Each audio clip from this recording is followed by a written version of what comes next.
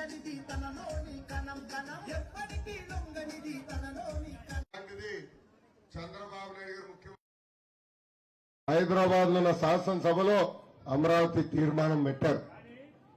ఆనాడు చాలా స్పష్టంగా ప్రతిపక్ష నేత ఈనాటి ముఖ్యమంత్రి జగన్మోహన్ రెడ్డి గారు కూడా ఇప్పటికీ రాష్ట్రం చిన్నదైంది, ప్రాంతీయ విద్వేషాలు రెచ్చగొట్టడానికి నేను సిద్ధంగా లేను, అమరావతికి సంపూర్ణ మద్దతు తెలుపుతున్నా అన్నారు.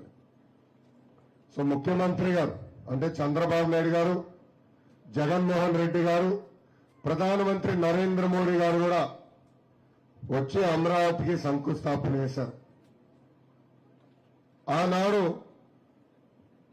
మంగళగిరిలో మీటింగ్ జరిగినప్పుడు ఆళ్ల రామకృష్ణారెడ్డి గారు ఏం చెప్పారు మీ అందరు గుర్తు చేస్తున్నా, కావాలని కొంతమంది అమరావతి మీద దుష్ప్రచారం చేస్తున్నారు, నేను జగన్మోహన్ రెడ్డి గారి బతిమలాడుతా, గిడ్డం పట్టుకుంటా, కాలు పట్టుకుంటా, అమరావతి గురించి పోదన్నాడు.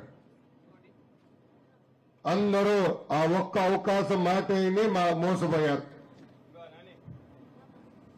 కానీ ఏం జరిగింది తల్లి, 2019 ఎన్నికల తర్వాత రెండో శాసనసభలో అనుకుంటా 3 రాజధానుల బిల్లు తీసుకొచ్చారు. ఎవరిని ఆఫ్రికాని ఆదర్శంగా తీసుకుంటారో తల్లి, జగన్మోహన్ రెడ్డి గారు ఆఫ్రికాని ఆదర్శంగా తీసుకుంటారు. 3 ముక్కలు ఆటలు ఆడతా మొదలుపెట్టాడు. అట్లానే కర్నూలు ఏమైనా చేశాడా? లేదు. అమరావతిని సర్వనాశనం చేశాడు. విశాఖపట్నంలో భూ కుంభకోణాలు తప్ప అక్కడ ఒక్క అభివృద్ధి కార్యక్రమం చేయలేదు. ఎంత బాధ వస్తుందంటే 3 రాజధాని బిల్లుకి ఓటేసిన మొదటి వ్యక్తి ఆళ్ల రామకృష్ణారెడ్డి గారు. అందుకే ముద్దుగా కరకట్ట కమలాసనం పేరు పెట్టారు. అద్భుతం నటుడు తెలియను ఆయన. నటనకి వాస్తవ సినిమాలోకి వచ్చి బ్రహ్మానందం గారు పోటీ పడేవాడు. ఆయన రేపు వస్తాడు గ్రామానికి, ఆయన రాకపోయినా చెల్లెమ్మని పంపిస్తాడు. మీరందరూ అడగాలి. వచ్చలేరా పిలిస్తే అడిగారా మీరందరూ? రాలా? మనందరూ అడగాలి. ఇప్పుడు వైకాపా నాయకుల్ని డోర్ టు డోర్ ప్రచారం వచ్చినప్పుడు అడగాల, ఎందుకు 3 రాజధానులకు మీరు ఓటు వేశారు? మన ప్రాంతానికి మోసం చేసిన వ్యక్తులు కాదా? ఆనాడు మనకి మాట ఇచ్చి మాట తప్పిన వ్యక్తులు కాదా? ఇదందరం మాట్లాడాలి. ఈ రోజు 4 సంవత్సరాలు 11 నెలలైంది ప్రభుత్వ అధికారంలోకి వచ్చి. ఇప్పుడు అందరం ఓపిక కూర్చోగలుగుతున్నాం. దానికి కారణం హైకోర్టు ప్రభుత్వ తీరుని తప్పట్టింది. రాజధాని తరలింపులో స్పీడ్ బ్రేకర్ వేసింది. కానీ మనందరం మన ఉద్యమం మర్చిపోకూడదమ్మా. ఆనాడు పోలీసులు పెట్టి ఉద్యమాన్ని తొక్కేదానికి ప్రయత్నించారు. రైతులు స్వచ్ఛందంగా వెళ్లి ధర్నా చేసేదానికి వెళ్తే లాఠీ చార్జ్ చేశారు. మహిళల్ని పొట్టలో పోలీస్ బూటుతోనే తన్నారు. ఇవన్నీ మనం మర్చిపోకూడదమ్మా, మనం మర్చిపోకూడదు.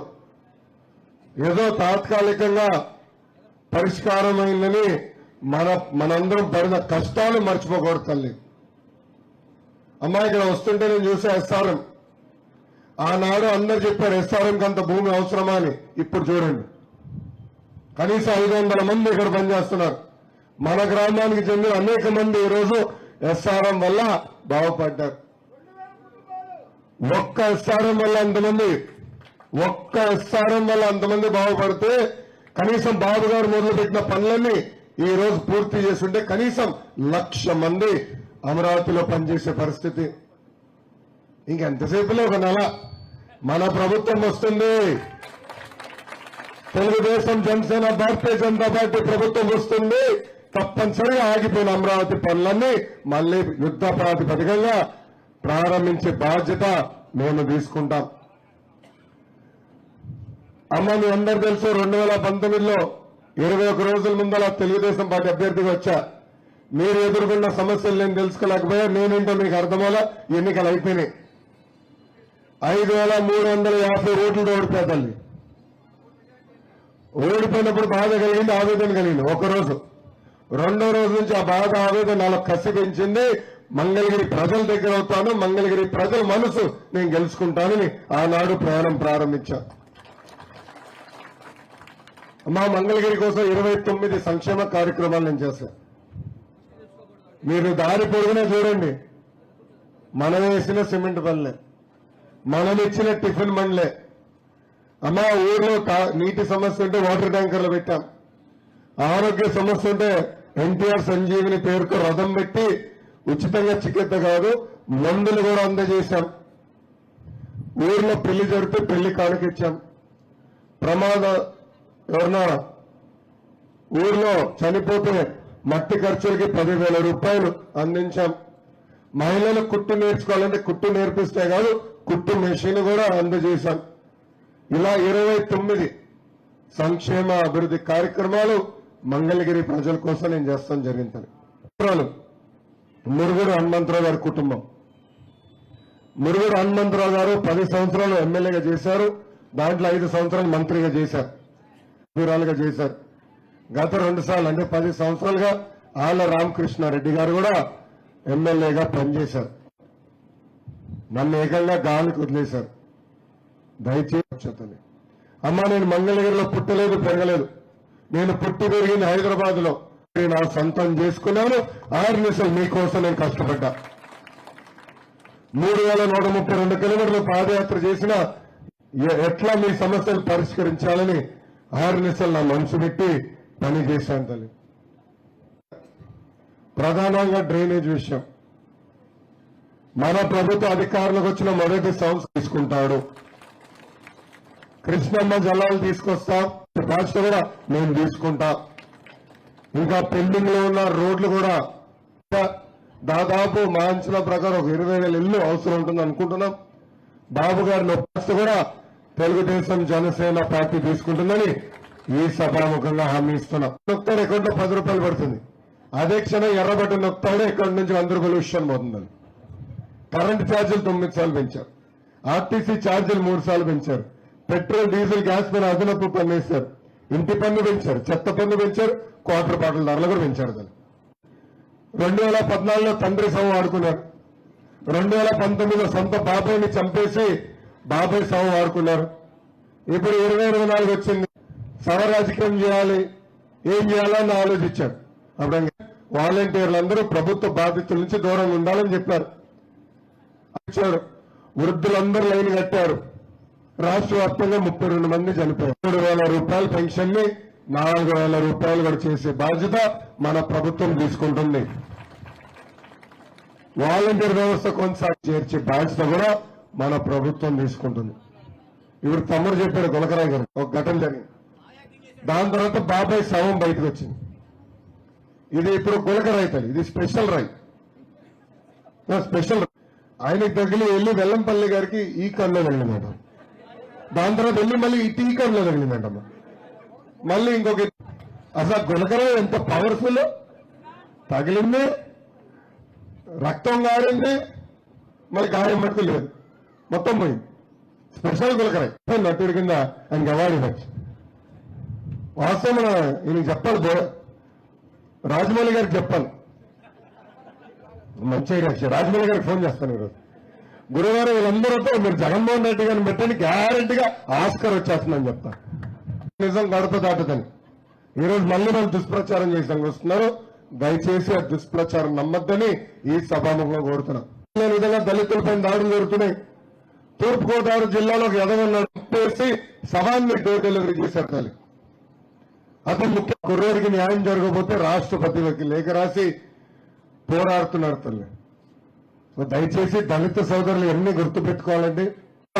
పవనతో చంద్రబాబు నాయుడు గారితో చర్చించి బాబు సూపర్ 6 మేనిఫెస్టో రూపొందించాం. దాంట్లో మొదటి హామీ, మన ప్రభుత్వ అధికారులకు వచ్చిన 5 సంవత్సరాల్లో 20 లక్షల ఉద్యోగాలు కల్పించే బాధ్యత మేము తీసుకుంటాం. అమ్మానే 1,200 రూపాయలు పెరిగింది. అందుకే ప్రతి కుటుంబానికి ప్రతి ఏడా ఉచితంగా అడిగింది ఒకటే, మాకిచ్చిన హామీలు ప్రభుత్వాలు నిలబెట్టుకోవాలి. మేము 5 కోట్ల ఆంధ్రుల కోసం మా భూములు మేము త్యాగం చేశాం, తగిన గౌరవం కల్పించండి, మా భవిష్యత్తు, మా పిల్లల భవిష్యత్తు చూసుకోండి అదొకటే మీరు కోరారు. దానికి మేము అందరం కట్టుబడి ఉన్నాం. తప్పనిసరిగా ఆగిన అమరావతి పనులన్నీ యుద్ధ ప్రాతిపదికంగా పూర్తి చేస్తాం. 5 కోట్ల ఆంధ్రులు మళ్ళీ తలెత్తుకుని తిరిగే రోజులు తొందరలో రాబోతున్నాయని ఈ సభాముఖాన్ని అందరూ తెలుపుకుంటూ, గతంలో నేను తిరిగిన నమస్కారం దగ్గర పెట్టుకోండి. నమస్తే అండి. ఇప్పుడు ఒక ఇంట్లో ఎంతమంది పిల్లలు ఉన్నా కూడా 15,000 చొప్పున ఇస్తా ఉంటున్నారు. అలాగే ఒక ఇంట్లో వృద్ధులు ఎంతమంది ఉండో అందరికీ 4,000 చొప్పున ఇస్తారండి. అలా గతంలో మనం ఏం చేశామంటే వృద్ధులు వికలాంగులు ఒకే ఇంట్లో ఉంటే ఇద్దరికి ఇచ్చాం. ఇప్పుడు ఒకే కుటుంబంలో ఇద్దరికి ఇవ్వాలంటే దానికి అంటే ఆర్థికంగా ఎంత ఖర్చు అవుతుందో ఒకసారి వివరాలు సేకరించిందో దానిపై నేను స్పందిస్తాను. Thank you. ముఖ్యంగా ఈ ఊరికి హిందూ శ్మశాన వాటిక సమస్య ఒకటి ఉందండి బాగా. అట్లానే ఎస్సీలు శ్మశాన వాటిక కూడా అది ఊళ్ళో సెంటర్లో అయిపోయింది. వాళ్ళది కూడా అక్కడి నుంచి షిఫ్ట్ చేయాల్సిన అవసరం ఉంది. ఊరు మధ్యలో పడిపోయింది. పోతే హిందువులకేమో అసలు అది ఏదో కొంచెం చెరువు కట్ట మీద ఏదో చేసుకుంటున్నారు, కానీ దాన్ని మట్టుకి దృష్టిలో తీసుకోవాలండి సార్. మేయర్, నేను పంచాయతీరాజ్ గ్రామీణాభివృద్ధి శాఖ మంత్రిగా ఉన్నప్పుడు శ్మశానాలు కూడా అభివృద్ధి చేయాలని ఒక నిర్ణయం తీసుకున్నాం. చివరికి మనందరం వెళ్ళేది అక్కడికే. సో మౌలిక సదుపాయాలు కల్పించాలి. ఇతర రాష్ట్రాలు మహాప్రస్థానం పేరుతో ఒకరు అద్భుతంగా చేశారు. అది ఆదర్శంగా తీసుకుని చేయాలనేది ఆనాడు పనులు మొదలుపెట్టాం. కొంచెం లేట్ అయ్యేలా పూర్తి చేయలేకపోయాం. అది చేస్తా. ఇప్పుడే పెద్దలకు అర్జీ కూడా ఇచ్చారు. ఎస్సీ సోదరులకి శ్మశానం కూడా ఏర్పాటు చేయాలని కోరారు. నాకు అర్జీ ఇచ్చారు. తప్పనిసరిగా ఇక్కడనే కాదు రాష్ట్ర వ్యాప్తంగా ఉన్న సమస్య ఇది. దామాషా ప్రకారం ఎన్ని ఎకరాలు కావాలో చూసుకుని అది భూమిని కొనుగోలు చేసి శ్మశానాలు ఏర్పాటు చేసే బాధ్యత నేను తీసుకుంటాను. మీ బిడ్డని అంటున్నాడు కదా, నేను ఆలోచించా ఏంటో ఇది అంటున్నాడు. తర్వాత వెలిగింది నాకు లైట్. రేపు అధికారులు వచ్చి మీ బిడ్డ కదా, మీ బేబీ నాదంటాడు దాన్ని. అందుకే అంటున్నాడు మీ బిడ్డ అని. దయచేసి అన్ని నమ్మద్దమ్మా. వెంకటేశ్వర గారు చెప్పండి. నీరుకొండ గ్రామ వాస్తవ్యాన్ని ఇక్కడ ఏంటంటే నేను మాట్లాడేది మా గ్రామ సమస్య కాదు. ఓవరాల్గా నేను మార్కెట్ ఇన్ఫర్మేషన్లో నేను మార్కెటింగ్ చేస్తున్నాను.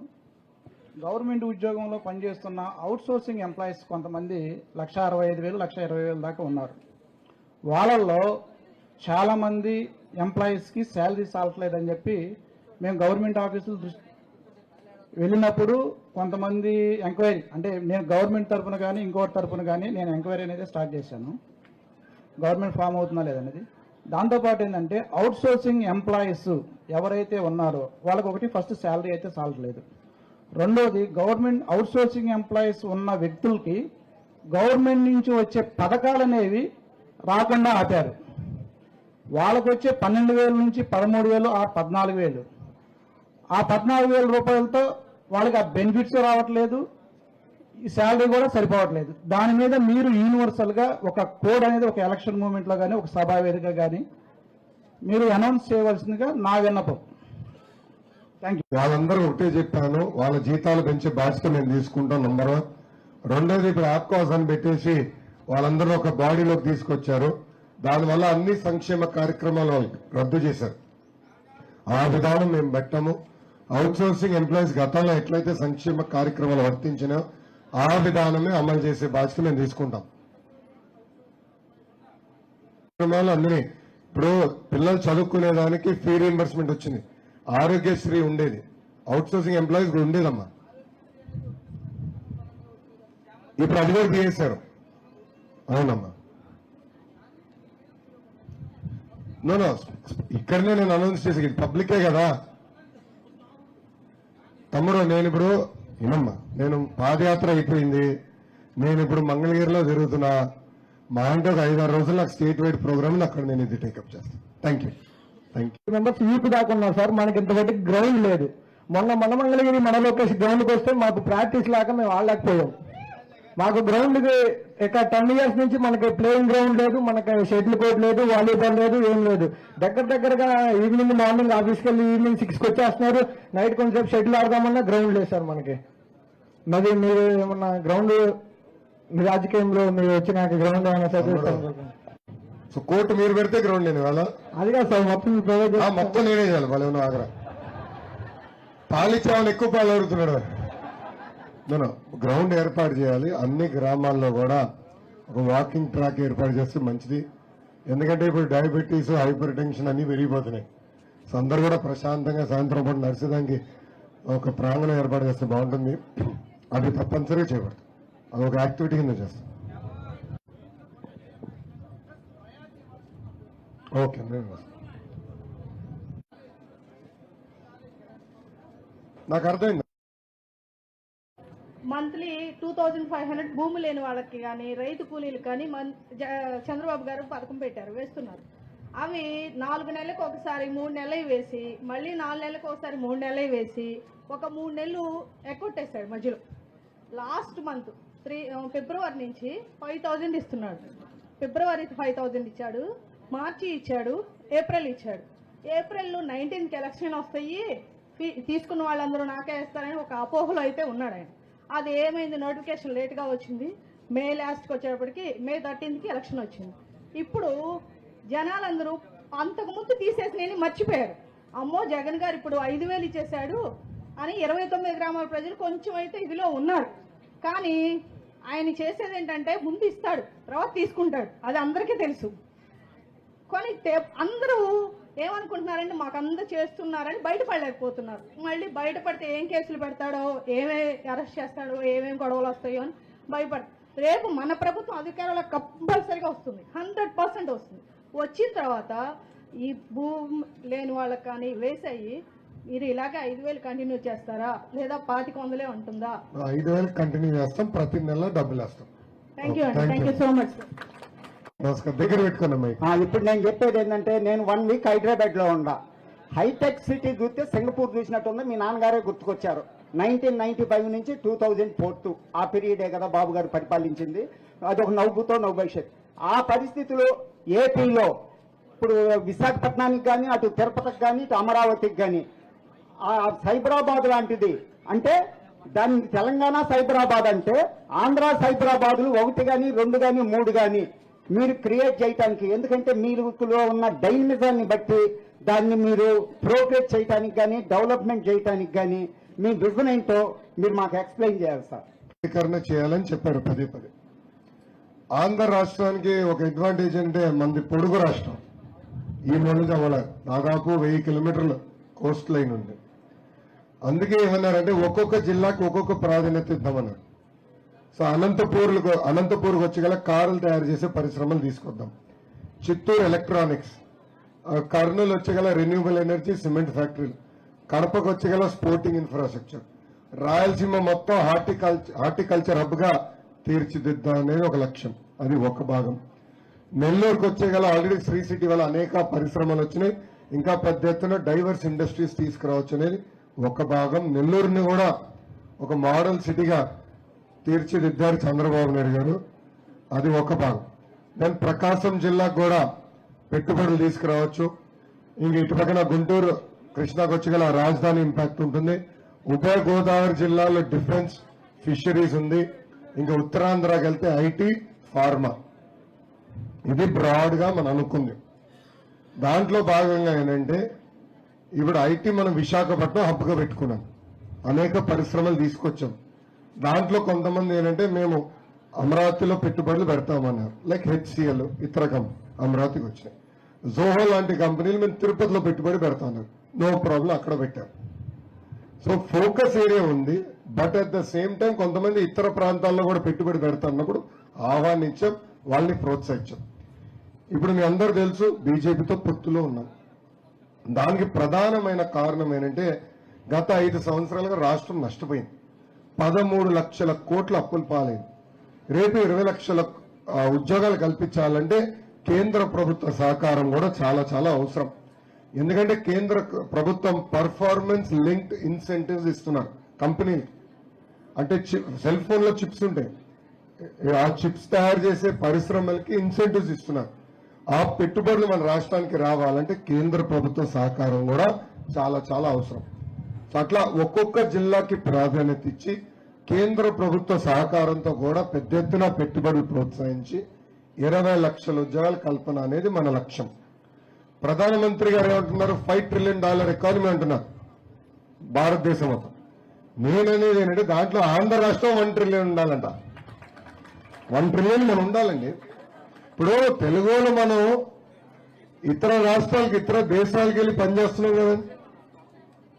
ప్రపంచంలో పెద్ద పెద్ద కంపెనీలో చూస్తే అన్నిట్లో భారతీయులు నంబర్ 1 స్థానంలో ఉన్నారు. దాంట్లో దాదాపు 50% మంది తెలుగు వాళ్ళు ఉన్నారు.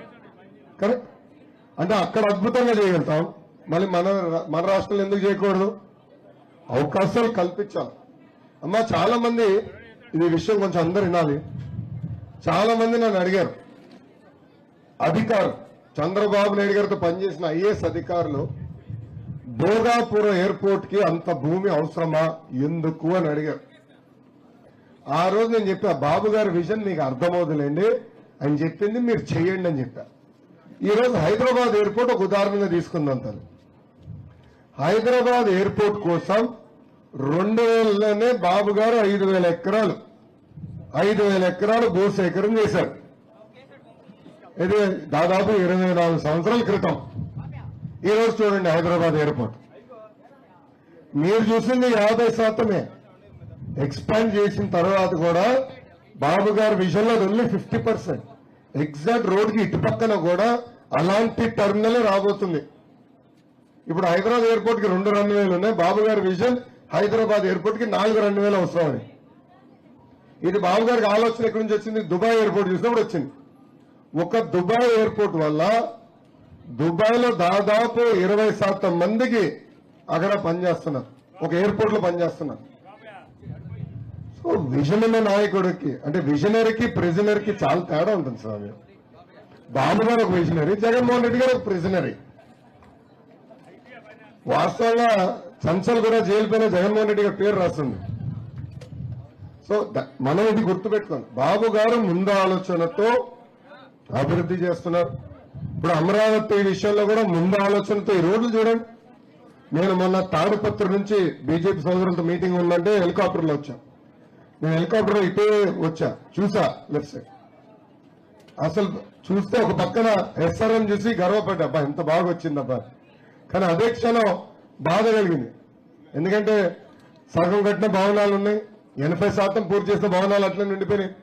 సచివాలయం, హైకోర్టు, అదేవిధంగా అసెంబ్లీకి మనం ఫుటింగ్ వేసాం, అదంతా నీరుతో ఉండిపోయింది. ఇప్పుడు నేను ఒకటే అనుకున్నా, దేవుడు మనందరికి పరీక్ష పెట్టాడు. అంతే, 5 సంవత్సరాలకు పరీక్ష పెట్టాడు. ఆ పరీక్ష జయించాల్సిన బాధ్యత మనందరి పైన ఉంది. రోజుకోటి బయటపడుతుంది. అలాంటిది బాబు గారిని 53 రోజులు జైల్లో పెడితే రోజుకి ఆయన చేసిన మంచి పనులు బయటకు వచ్చినాయి. ఈ తరాన్ని కూడా ఆయన చేసిన మంచి పనులు బయటకు వచ్చినాయి. మరి నిజంగానే చెప్తున్నా, 100 దేశాల్లో బాబు గారికి అండగా నిలబడ్డారు తెలుగులు. హైదరాబాద్ లో బాబు గారి కోసం గ్రాటిట్యూడ్ కాన్సర్ట్ పెట్టి క్రికెట్ మ్యాచ్ ఉన్న సమయంలో కూడా దాదాపు 45,000 మంది ఐటీ ఉద్యోగస్తులు వచ్చి ఆ కార్యక్రమంలో పాల్గొన్నారు. అదే నాకు బలం, కొండంత బలం. సో మీరు చూస్తారు, ముందు ముందు మన రాష్ట్రాన్ని కూడా మనం అభివృద్ధి చేసుకోవాలా. మనందరం గర్వంగా తలెత్తుకుని తిరిగే రోజులు తొందరలో రాబోతున్నాయి. ఆగిపోయిన అమరావతి పనులు మళ్ళీ ప్రారంభిస్తాం. నేను ఏదైతే మోడల్ చెప్పానో అంటే ఒక్కొక్క జిల్లాకి ఎలాంటి ప్రాధాన్యత ఇచ్చామో మళ్ళీ అది మొదలు పెడతాం. ఉద్యోగాల కల్పన అనేది మా లక్ష్యం. అమ్మా మీరు రూపాయి జమ చేర్చి లక్షల అప్పులు చేసి పిల్లలు చదివిస్తున్నారు. పిల్లలు చదువుకుని బయటకు వచ్చే సమయానికి ఉద్యోగాలు లేని పరిస్థితి మనందరం చూస్తున్నప్పుడు అమర్ రాజా లాంటి కంపెనీలు వెళ్ళిపోయినాయి. ఇతర కంపెనీలు తరిమేసి అడిగినా అవన్నీ మళ్ళీ ఇప్పుడు బతిమలాడాలి, తీసుకురావాలి, కాపాడుకోవాల్సిన బాధ్యత మనందరి పైన ఉంది. అందుకే కలిసికట్టుగా మనందరం పనిచేద్దాం, పోరాడదాం. అమ్మా పోయినసారి మన గ్రామం మెజారిటీ 1 సైడ్ ఇచ్చింది, ఈసారి సరిపోతుంది. నాకు కూడా కోరికలు ఉంటాయి కదమ్మా, కోరచ్చు కదా బామ్మ. అసలు మన గ్రామంలో వైకాపా పార్టీకి 1 ఓటు ఎలా పడుతుందండి? 1 ఓటు వేయకూడదు మనం. వాళ్ళు మనకి మోసం చేసిన వాళ్ళు, వెన్నుపోటు పొడిచిన వాళ్ళు అధికారంలోకి వచ్చిన తర్వాత ఏనాడు మన గురించి పట్టించుకోలేదు. సో మనందరం కష్టపడాలి, ప్రజల్లో చైతన్యం తీసుకురాలి. ఇంకా 13 రోజులే ఉన్నాయి, అంతే కదా? 13 రోజులు, 15వ రోజు పోలింగ్, దాని ముందర ప్రచారం ఆపాలి. 13 రోజులకి ప్రచారం ఆపాలి. దయచేసి 2 వారాల సమయం ప్రచారం చేయండి. ప్రతి గడపకెళ్ళండి. 1 కాదు 2 సార్లు 3 సార్లు తొక్కండి. ప్రజల్లో చైతన్యం తీసుకురావండి. మీరు పడే శ్రమకి వడ్డీతో సహా 5 సంవత్సరాలు నేను చెల్లిస్తా. అవేర్నెస్ మీకోసం నేను కష్టపడతా. అమ్మ మీకు చెప్పి 5,350 ఓట్లతో నేను ఓడిపోయాను. దాని పక్కన ఒక 0 పెట్టండి. అంటే ఎంత? 53,500 ఓట్ల మెజారిటీతో నన్ను గెలిపించాలని ఈ సభాముఖం మిమ్మల్ని అందరినీ కోరుతున్నామ్మా. 2 ఓట్లు ఉంటాయి. మొదటి ఓటు ఎంపీ అభ్యర్థికి, 2వ ఓటు ఎమ్మెల్యే అభ్యర్థికి. పెమ్మసాని చంద్రశేఖర్ గారిని గెలిపించండి. ఎమ్మెల్యే అభ్యర్థిగా మీ లోకేష్ ని భారీ మెజారిటీ గెలిపించండి. డబుల్ ఇంజిన్ బోగిల్కి డబుల్ ఇంజిన్ అంటే ఎంత స్పీడ్ వెళ్తుంది ట్రైన్, అలా ఎంపీగా పెమ్మసాని చంద్రశేఖర్ గారు, ఎమ్మెల్యేగా మీ లోకేష్ ఇద్దరం నియోజకవర్గాన్ని ఏమో స్పీడ్ గా అభివృద్ధి చేసే బాధ్యత మేము తీసుకుంటామని ఈ సభాముఖం మీ అందరు తెలుపుకుంటూ, నాకు ఇంత అద్భుతమైన అవకాశం ఇచ్చిన మీ అందరికీ పేరున నా ఉదయపూర్ ధన్యవాదాలు తెలుపుకుంటూ మీ అందరి నుంచి సెలవు తీసుకుంటాను. జోహర్ అన్న ఎన్టీఆర్, జై తెలుగుదేశం, జై జనసేన, జై బీజేపీ, జై అమరావతి, జై అమరావతి, జై హింద్. అన్నా